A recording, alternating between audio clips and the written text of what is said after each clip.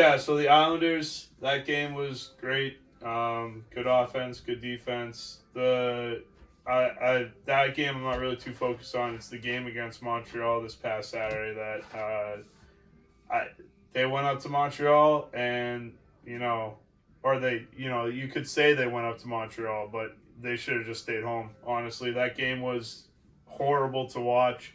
Um, if if it was anybody else but DeBrusque making that pass, I think Coyle would have scored that goal. Honestly, to put the Bruins ahead and for the win, um, and the refs were the NHL wanted the Canadians to win that game. I don't know what it was, but uh, Steen has a tip goal, and they call it back because of goalie interference for him skating into Montembeault's blocker, pushing him towards where the puck was going, not away from where the puck was going. That is one of the worst goalie interference calls I've ever seen. It didn't impede him on making the save or not because he wouldn't have made the save anyway with the tip goal. And then there was another call that I completely forget about now. But yeah, the refs blew that game. But the Bruins also looked flat. They didn't look very good on offense. Defense was okay, but they all looked sluggish, including Swayman. Couple, what they scored 3 goals. The first goal was kind of a soft goal. Second goal shouldn't have gone in either. Um, and then, like I said, they were looking sluggish and flat, so that overtime winner was bound to happen. Should have seen it coming.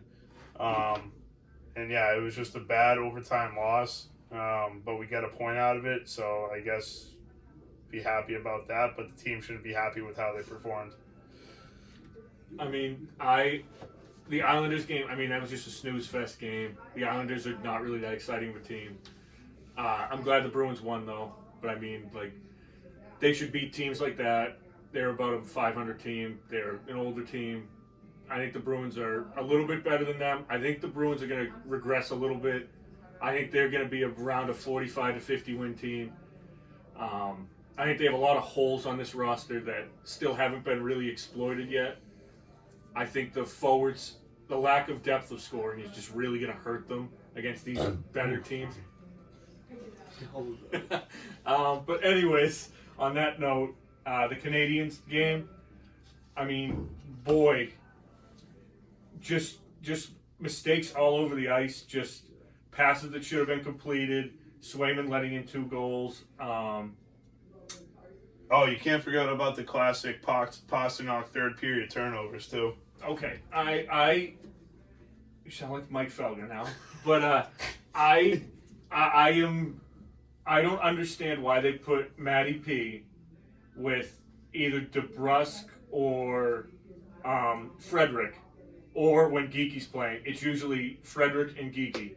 When Coyle, Van Riemsdyk, and Frederick is the best third line in hockey, you should put Matty P with DeBrusque and maybe even like move back or have Marchand on there, and then you can figure out your first line because I think they need another winger to help Pasternak because I think Pasternak's trying to do too much right now, and I think he's trying to go through the whole team because I think Marchand's had a little bit of a slow start.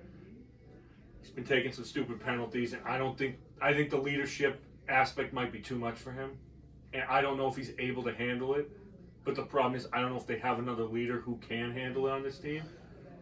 Maybe a Luch could handle it, a guy who's a lesser player, guy who doesn't really have to have that much in terms of stats. But Marchand's really struggling right now with the leadership and play aspect.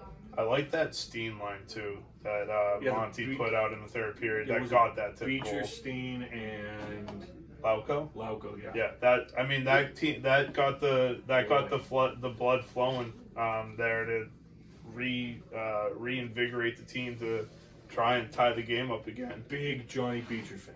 Love Beecher. Love Beecher. I don't know why it took them so long to bring up Steen again, because he's been good whenever he's come out and played on the team. Well, Patrick Brown is on there too. Yeah, true. But that line looked incredible compared to everybody else on the ice that night. And I think it's something to experiment with going forward. I agree. You guys are talking about scoring depth, right? Mm-hmm. Would you want to move one of the goalies, whichever one you choose, you get more for? Bring in Elias Lindholm, which I've seen from Calgary Flames. Move Zaka to one of the wings, and then you put less pressure on David Pastrnak to create on his own. I was actually going to say, I've seen a trade where it was Grzelcyk and DeBrusk. Grzelcyk and DeBrusk for Lindholm and Noah Hannafin, the guy who the Bruins have wanted since 2015 or 2014 or something like that. I think I would do that as well. Because as much as I think DeBrusk is needed for the scoring depth, I think you need a center and a better playoff-ready defenseman. Because I think Grzelcyk's just not the answer there. He gets pushed around by the bigger teams. It's just I don't love parting with DeBrusk, but I think it's a necessary move to get Lindholm. Yeah. I could care less if DeBrusk stayed or went. He wanted out 2 seasons ago. I know it was because of a coaching issue, but like he hasn't been performing at all this year, and he's not a top 6 guy. My only issue with Hannafin is he was such a stud when he first started out, and then he's kind of just like regressed a little bit, and you don't really see the hockey people talking about him anymore. But I mean, maybe a team like Boston is where he needs to be to get that boost again. I kind of see him as a more like physical Hampus Lindholm. Yes. And he would definitely be a better defenseman than Matt Grzelcyk. I've said this many times, but Grzelcyk is really only on the Bruins because of his dad working at the Garden.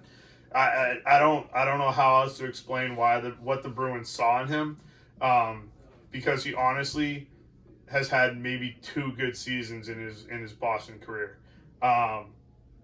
So yeah, that trade I actually kind of like it. And Calgary isn't really going anywhere in the next couple seasons, so I think they would be okay with making that deal.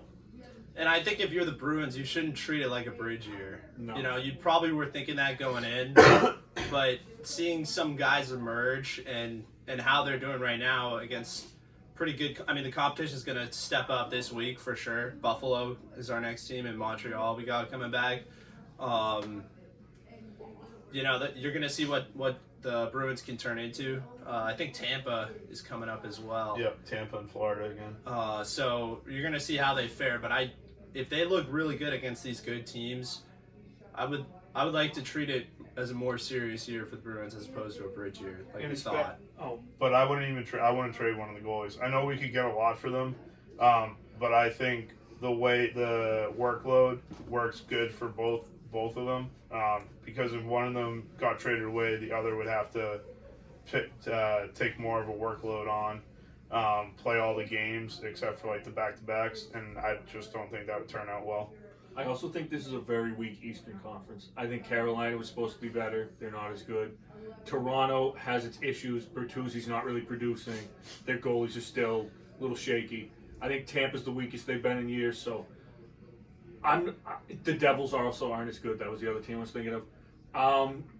I think this might be a year. Maybe they won't win the cup, but they might win a round or so. They might win a round or 2, which is, better than I honestly thought coming into this year.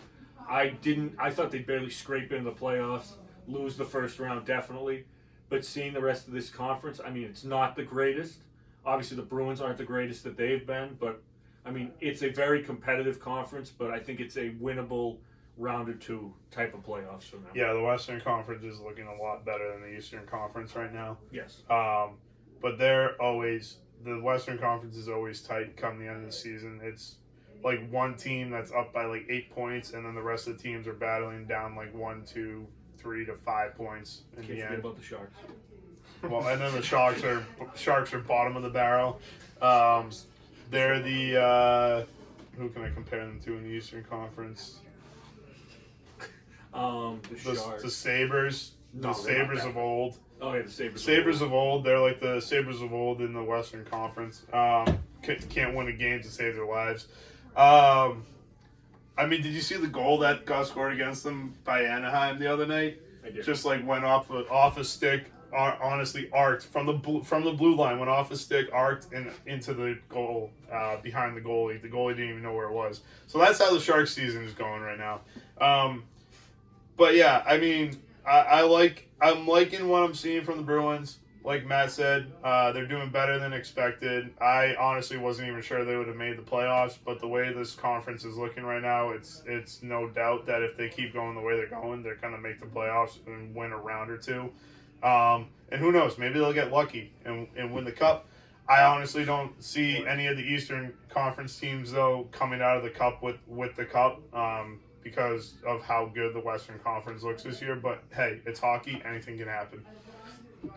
And with that, we will call it a day for Oh, Al didn't want to say anything? Daily Sports. Thank you so much for watching.